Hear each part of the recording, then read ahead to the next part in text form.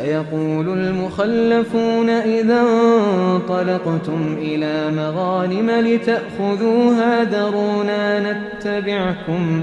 يريدون أن يبدلوا كلام الله قل لن تتبعونا كذلكم قال الله من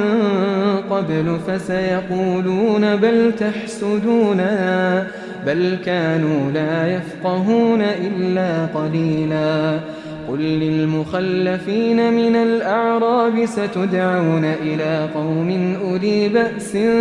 شديد تقاتلونهم أو يسلمون فإن تطيعوا يؤتكم الله أجرا حسنا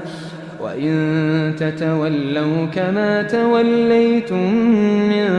قبل يعذبكم عذابا أليما